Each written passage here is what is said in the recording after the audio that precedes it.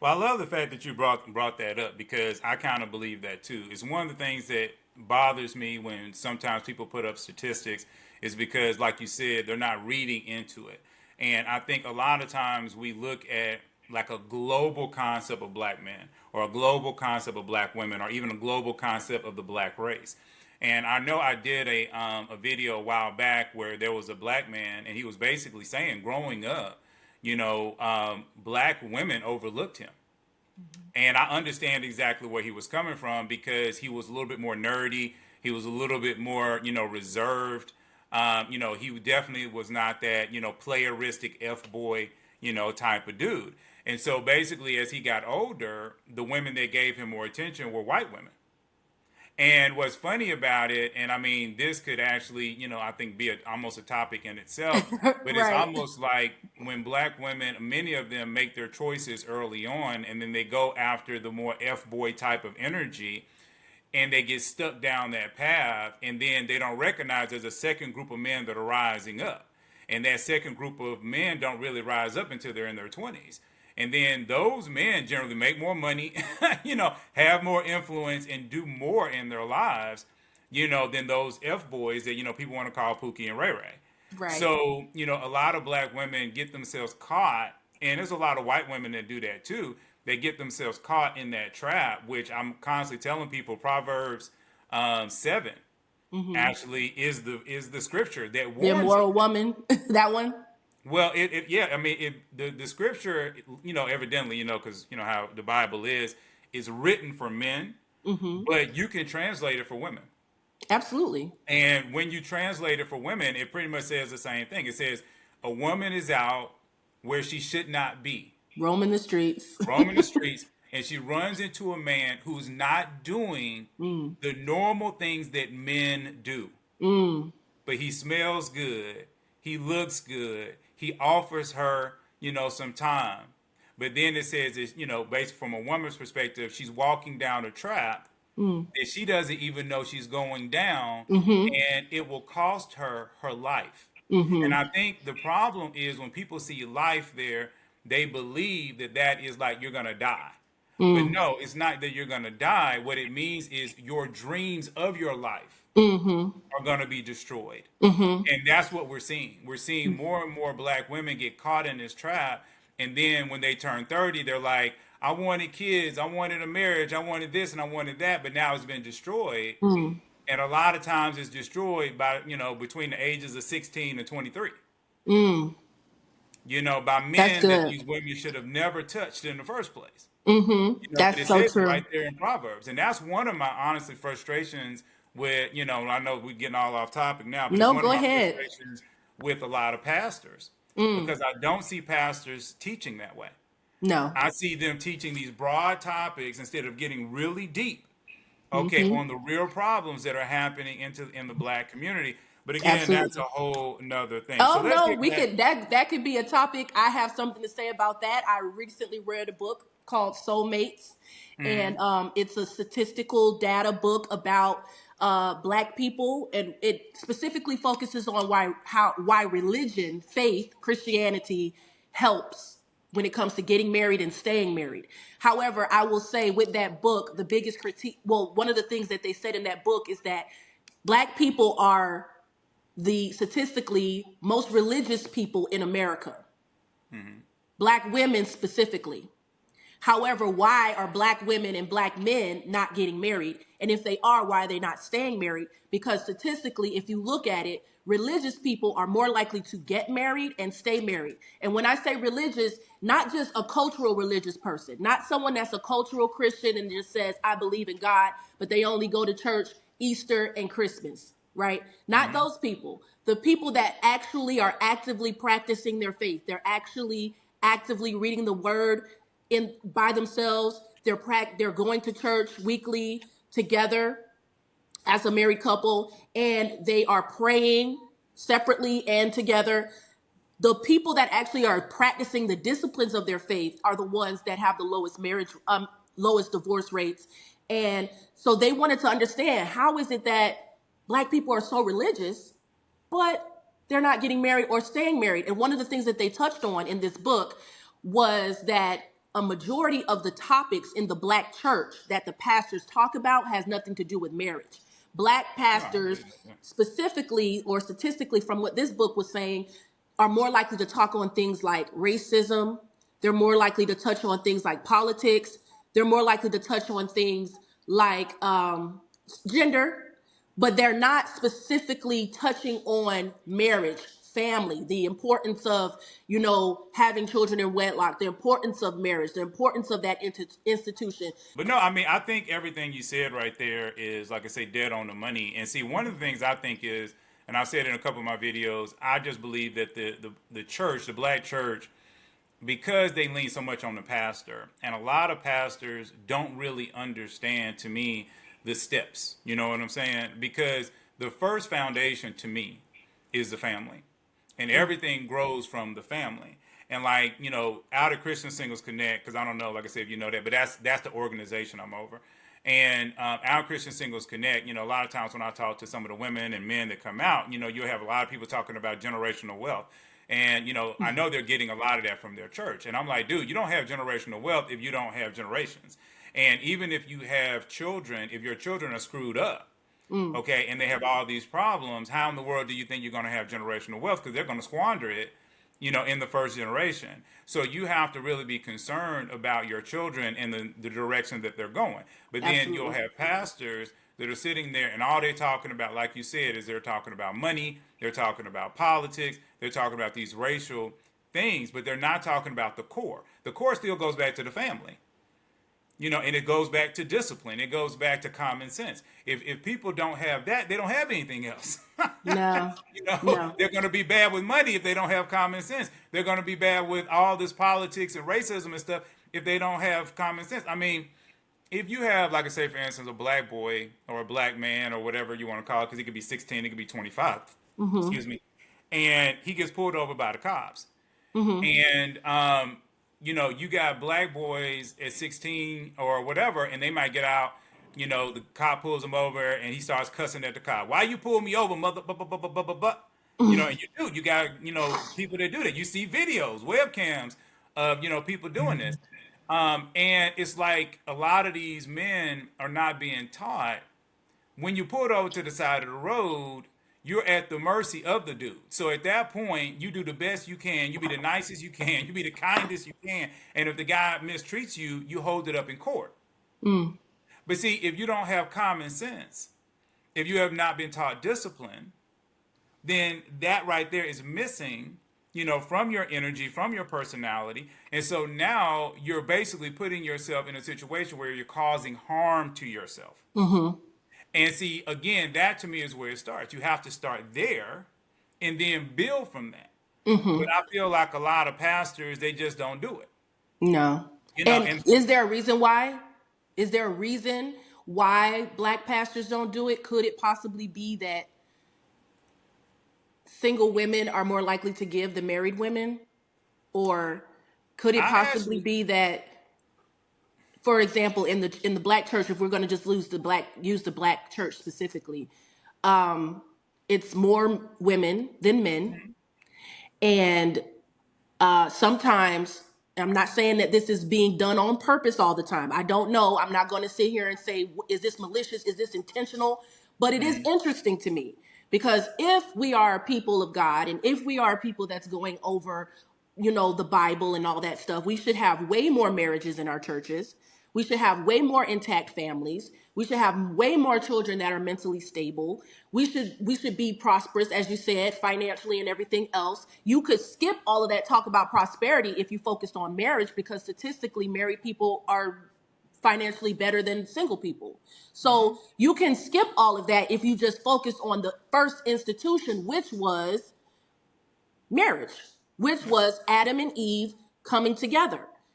And unfortunately, I've heard this criticism too, that maybe the church keeping Black women single because men are not there, women are more likely to be there, and if the women see their pastor as their husband, as their man, as the only one they can receive from, only one they can receive correction, instruction from, leadership from, and not a man or a husband, is that possibly helping their bottom line?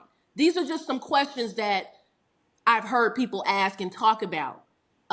Again, I don't know, but I do think it's interesting because if the church, and specifically the black church, were doing its job, it would be just as many men, just as many women, married families, intact families, generational wealth, as you were saying, all of that stuff. But there has to be a family first dynamic. And unfortunately, a lot of pastors are focusing, like you said, on things that have nothing to do with the family, on, purpose, drive, your calling. What if your calling is to be a husband? What if your calling is to be a wife? What if your calling is to be a father and a mother? What if your calling is to be what God had Adam and Eve be? Subdue the earth, have dominion, together, be fruitful and multiply. He didn't just tell Adam that, he said Adam and Eve. But if we're only focusing on singles, if we're having a church full of single people and we're telling them to have dominion, then something is wrong there. How are they going to have dominion when God told Adam and Eve, a couple, a married couple, to do that? So I think there's a lot of things that we can try to understand and wonder, is this on purpose? Are we intentionally having the pastor have the black women in that church because they're more likely to give, they're more likely to be interested in what he's saying, listening and leaning into what he's saying? You know, for example, as a married woman, I know salespeople hate married women. I know this for a fact. Because married women are less likely to get the product when they have a husband. You know, oh, I have to check with my husband first. Thank you for telling me about your information, but I need to check with my husband. 9 times out of 10, the husband's going to say, absolutely not. We're not buying that. We're not on that right now. Right? So it's the single women that are more, they don't have that covering, that protection of a husband. So it's the single women that are going to be more susceptible to potential manipulation from the pulpit, if that's what is happening intentionally. So I think these are all some questions that we should be asking when it comes to the black church, because why? Statistically, in America, more people are becoming less Christian.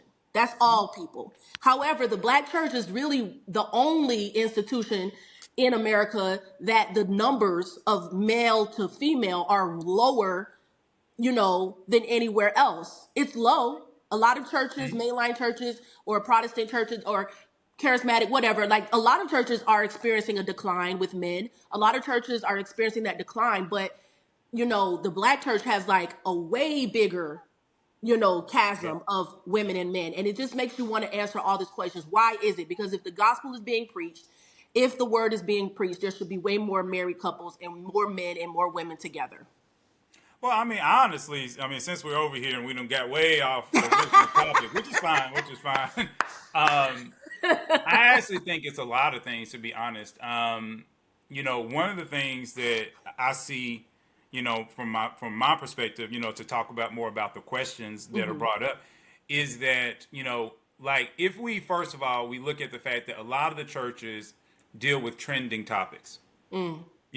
They should be hearing from God and doing what God says, but I feel like a lot of them are trending. Mm. It's what the people are talking about. And one of the things that we don't really talk about, they try to talk about it in my church, but they don't understand. Because the church I go to, they love to talk about social media. And Mm. then they'll say all the time, well, women, they don't say women, they just say y'all need to stop being so quick to like or hate or talk bad about blah, blah, blah. But really, when you start to study social media and where the men are versus where the women are, there are more women on social media than there are men. Mm-hmm. Okay, and it's almost like in the church, it's a huge dynamic difference. Mm-hmm. And then you say, okay, well, where are the men? Well, the men are playing video games. That's when you start to, get around women and you talk to them about their boyfriends or their husbands. And it's like almost everybody got a system. And you got guys that are spending hours upon hours, even days on these video game systems, or they're out doing other things, right?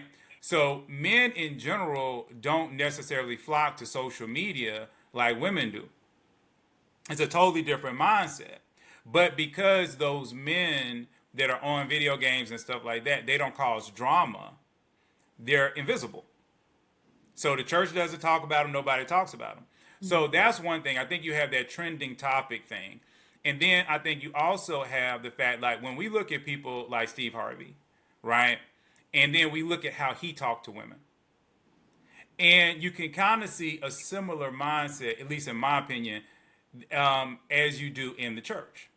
Because to me, the church is dealing with a very leadership oriented man that really believes that the whole world and all the men that are out there act like him. Mm. And so there's not this concept that I have to teach men. There's Mm. not this concept that, okay, men could be struggling. Like Mm. one of the things that when I started Christian Singles Connect, that I learned, because I ain't gonna lie, I was on that Steve Harvey boat, you know. And even when people look at my older videos, and I've had some people that, that are new to my channel, they'll go to my older videos and they'll be like, dude, what was this? What was this? Because I was all on women's side. Mm. I thought it was the man that was the problem. I thought all of that stuff.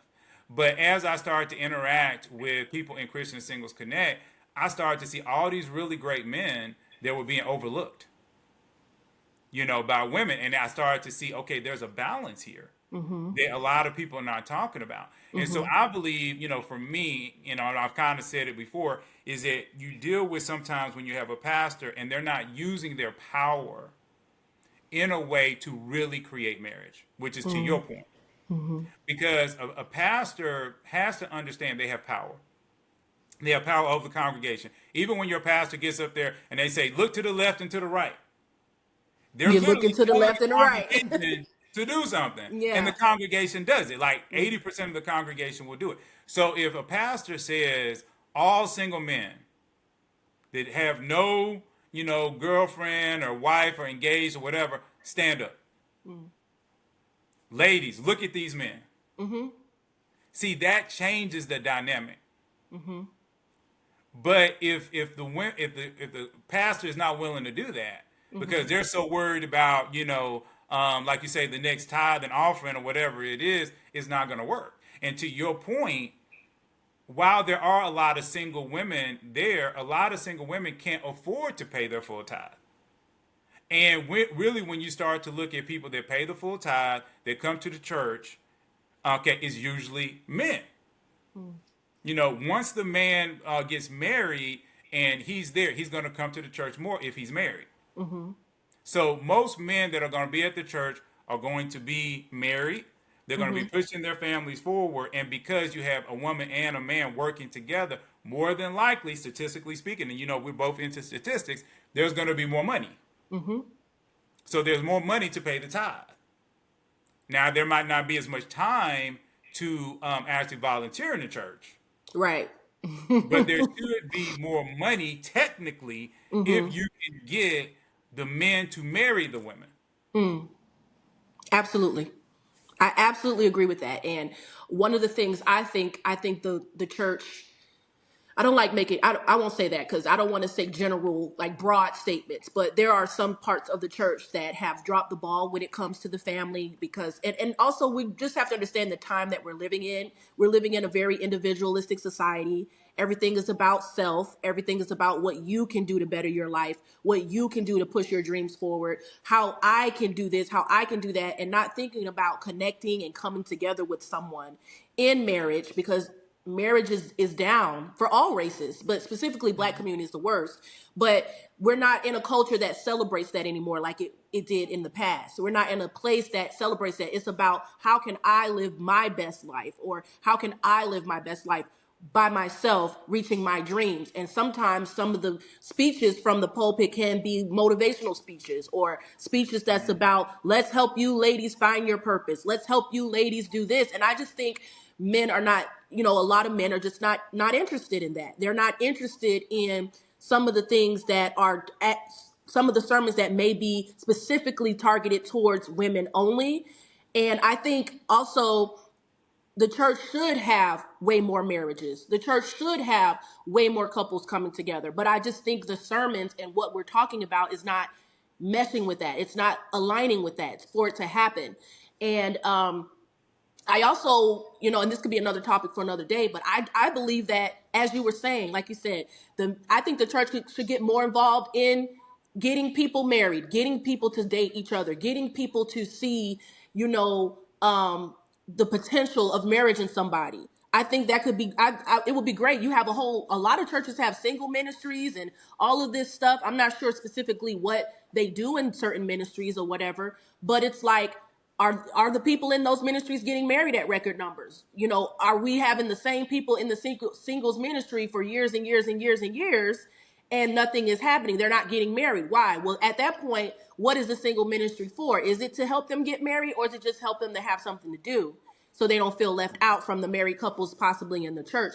I think we just, as the church, should just go back, remember the institution of family, Adam and Eve, fruitful and multiply, focus on that more. And I think the Black community specifically would benefit from marriage, would benefit from children raised correctly, would benefit from that. And like you said, the married men will give, they will be there. You know, they will invest their time. They will, give their money, and they will bring other men, because I think other men would be interested. What are you doing? What's different in your life? You seem different. Or, where are you attending church?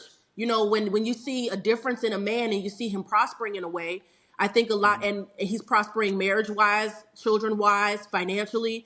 I think other men will look at that and say, what's going on? And that's an opportunity for those men that are married, that are doing well, to say, oh, this church I go to, my relationship with God, what I'm learning there, practical things that I'm learning there, and not just about how to get angry or shout all the time.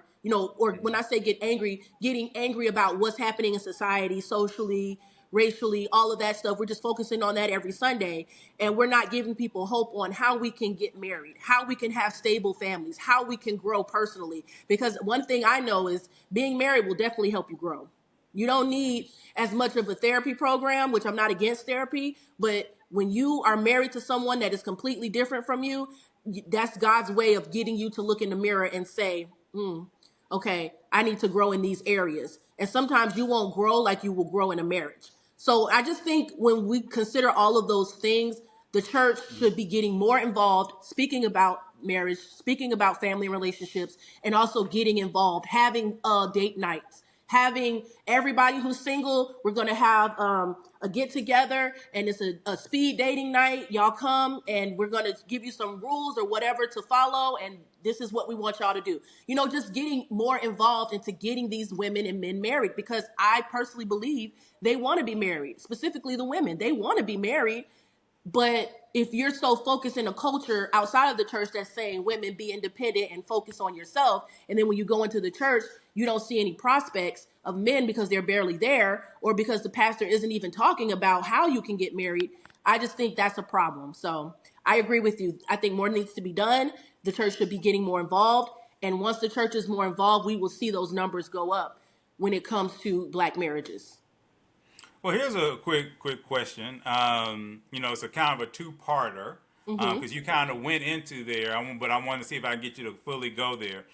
So, if there are churches watching, we're just going to say that there are a couple of pastors out there that are watching. How would you say that they should set up a singles ministry? That's part A. And then this other part goes with it, because you're saying that these Black women want to get married, okay? But are they really ready to get married? So it kind of works together, because if you set up the single ministry and you set up all these engagements, but the women aren't ready, then how that's going to work? So can you just think about it and be like, okay, how would you encourage, some of these pastors? We just going to say invisible pastors. We don't know if anybody's watching, but how would you encourage them to set up a singles ministry? Well, first of all, we need to know what the concept is. What is this ministry about? Is it for people is it to be a glorified club, country club, where it's just singles going on fun adventures, having fun, connecting, and there's nothing wrong with that. But what is the goal here? Is that the only goal, just for singles to hang out? Or is the goal for singles to connect, have fun, grow mentally, spiritually, all of that? But also the goal ultimately is for marriage. The goal is we're getting all of these singles together ultimately so they can get married.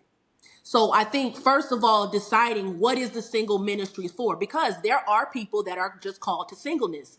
There are people that are called to be single and to just focus on God and focus on that. That is true.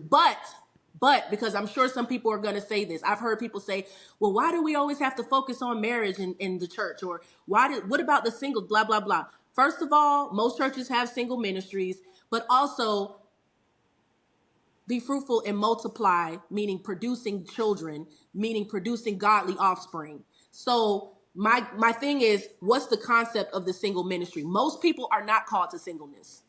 Most people are not called to singleness. I don't believe that. I don't believe anywhere biblically it is, anywhere in the Bible where it's biblically that a majority of people are called to singleness. Not everybody is called to be a Paul. Not everybody is called to that life.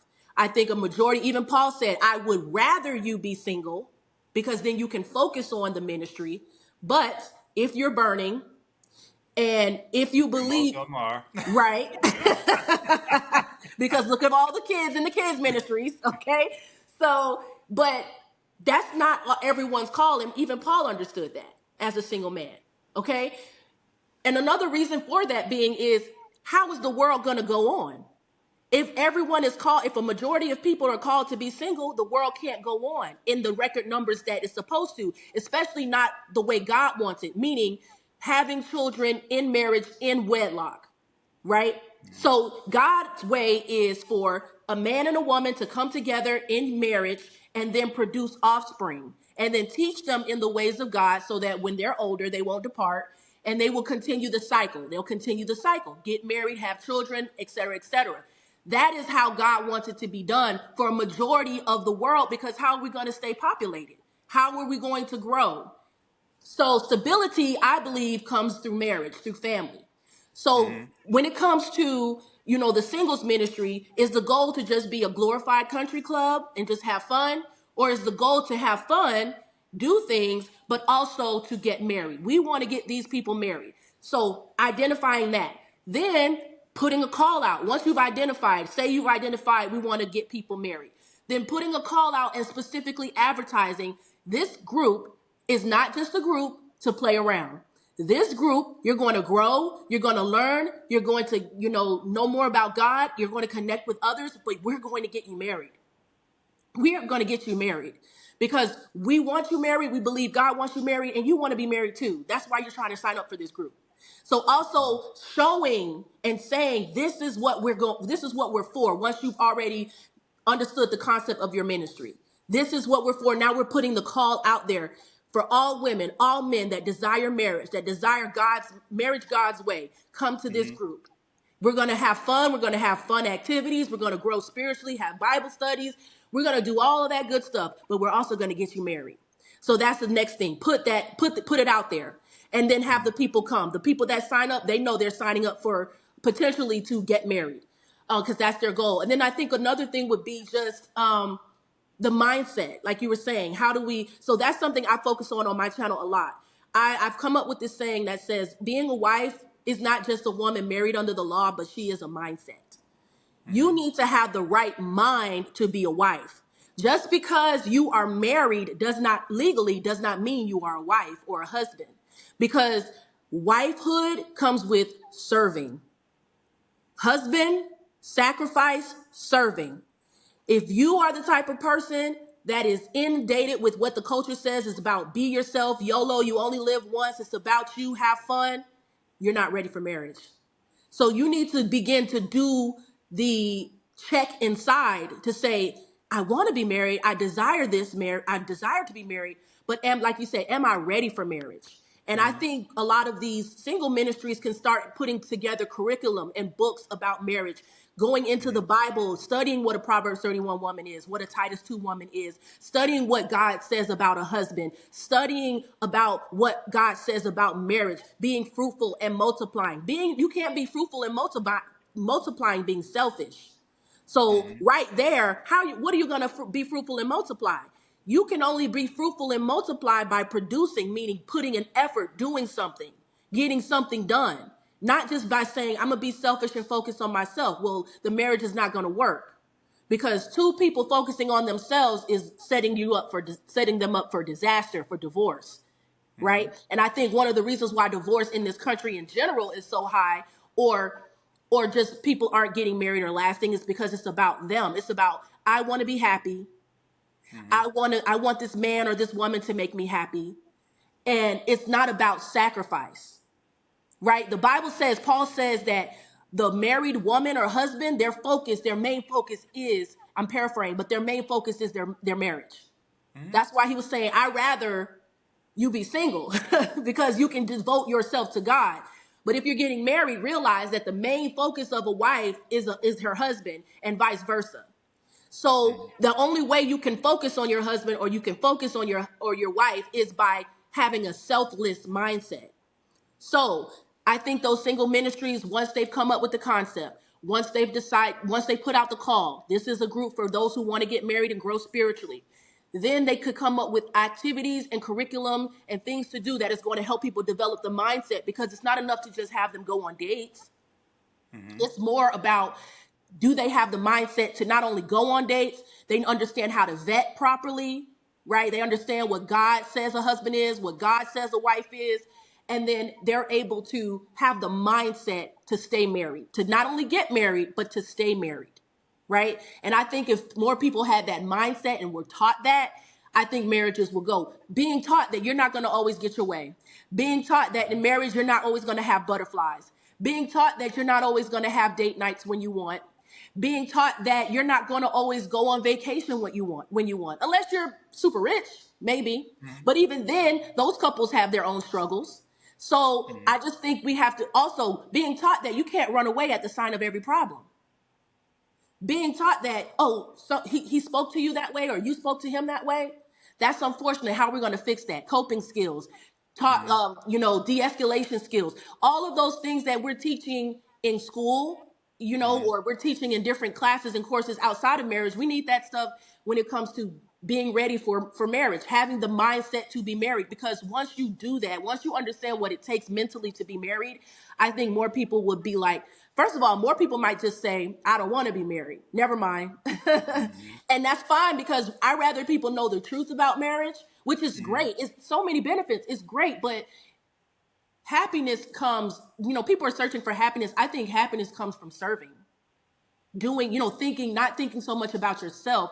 You're so much more happier with your purpose is like, I'm going to use the gifts and skills and talents God has given me to help someone else in whatever way that is. Kind of like what we're doing. We feel a call or a desire to get, Black people married. Okay.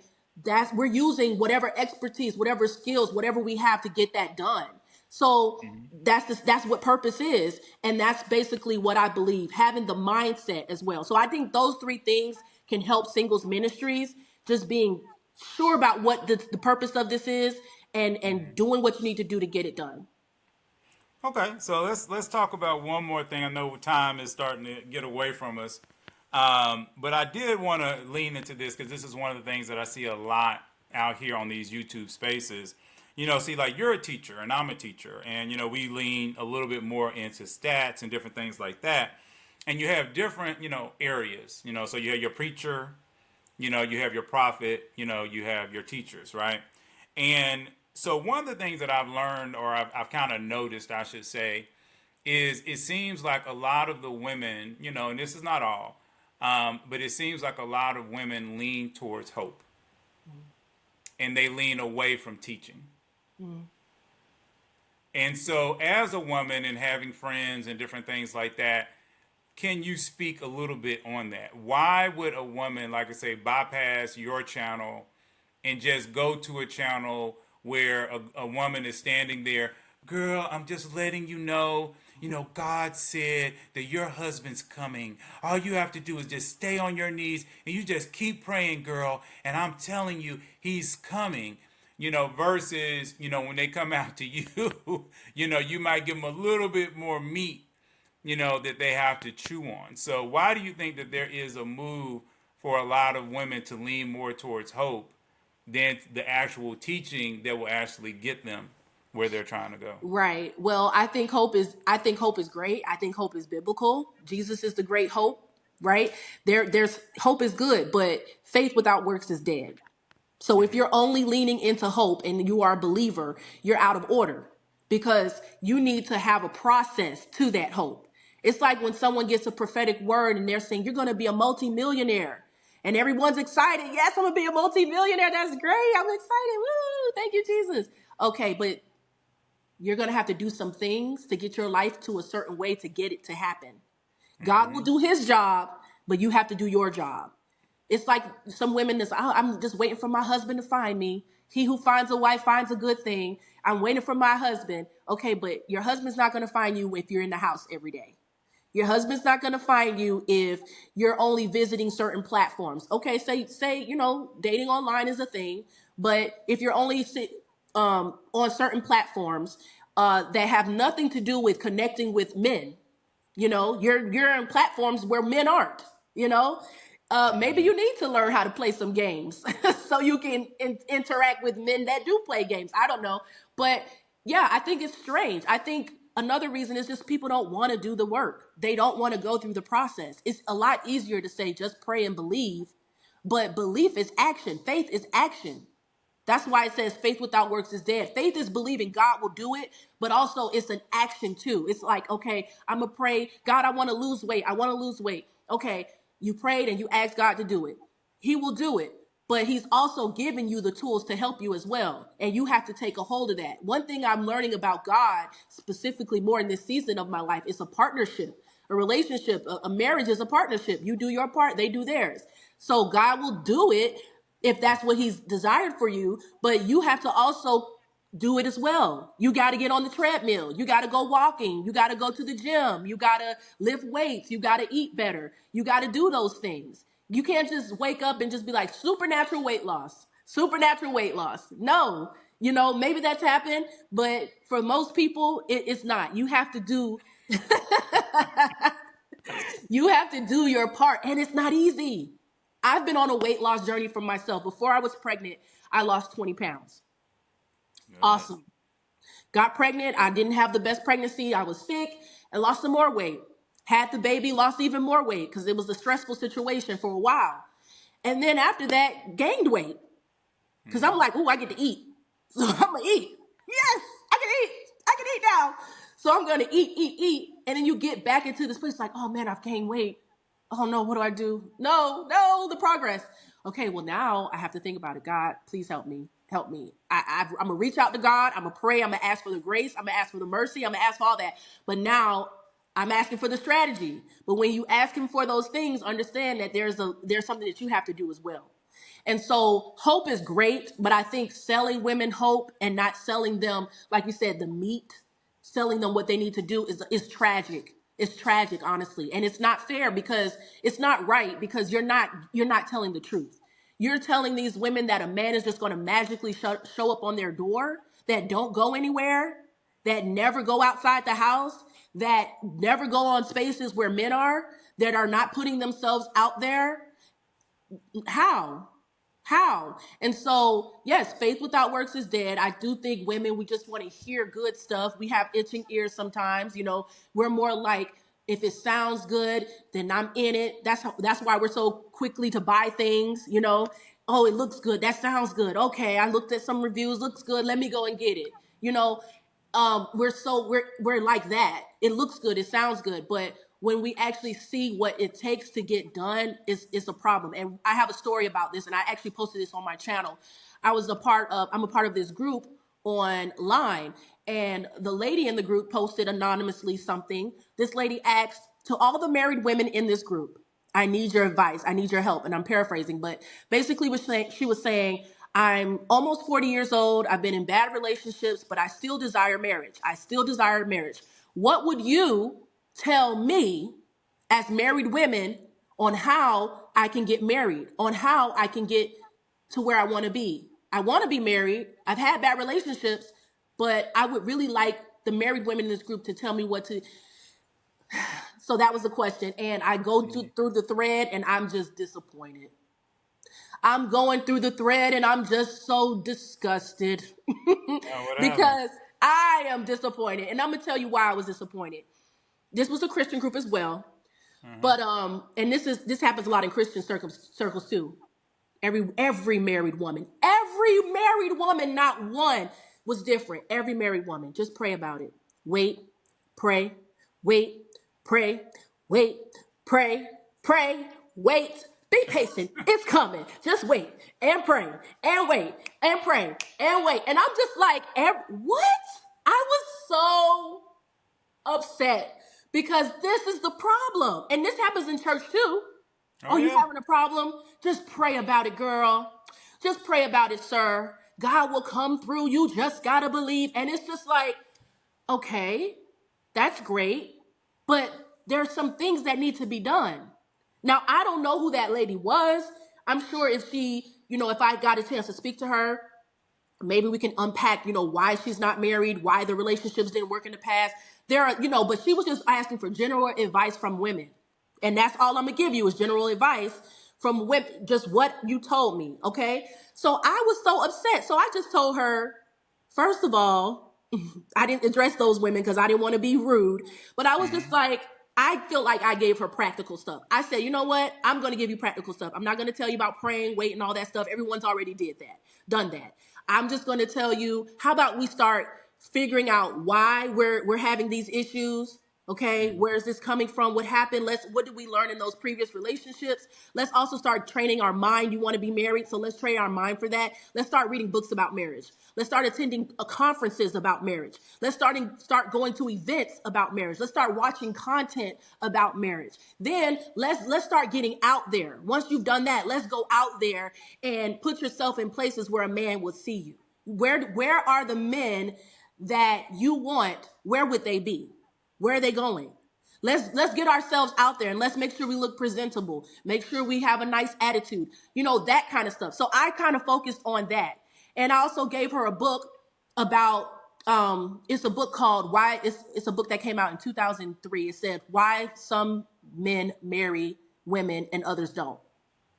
And it's just statistics of this guy. I don't know if you've ever heard the guy that did the book Dress for Success. But that's a real famous book about like how your attire, it came out in the 70s, but it's a famous book about how your attire and how you present yourself, your image affects Mm-hmm. getting jobs and affects your life. And so he did the same thing with, surveying all of these men, all of these, couples, married couples, singles, whatever. And he came together with all the research that his team did after a few years. And he presented the book. And it's just about why are some men marrying women and others don't marry women. And I gave her that book because it seems statistically sound. And I told her to read that. But what I'm saying overall was we have to stop with the generalizations. We have to stop with the just pray about it. Just wait. Just wait and just pray about it. That is not enough. We need to do something. And so why do women want hope more? Because hope is nice to hear and it doesn't require you a lot of times to do anything. It doesn't require you to get up and go work out. It doesn't require you to really self-reflect on your life. It doesn't require you to do anything. So if it doesn't require me to do anything, just say a quick prayer and believe, then, oh, I can do that. I'm in. But then you're doing that and waiting another 5, 10, 6, 7, 8, 9, whatever years, and you're still not married. You're still not where you want to be. So I think if we just understand that putting hope with message, putting hope with work, with effort, I think that more people would get the desired outcome they want, especially when it comes to women desiring marriage. They would get it if they put it together. Let's have hope, but also let's have the instruction. Yeah, that's what I say. That's definitely what I say. So anyway, everyone, thank you all for watching. I know we kind of, went a little long today. I don't want to take this too long. I thank, Miss Abigail of Proverbs 31 University for hanging out. Remember, her information, along with a lot of really great information, is down there in that description. Please remember to like and subscribe, and I'm going to see you all in the very next video.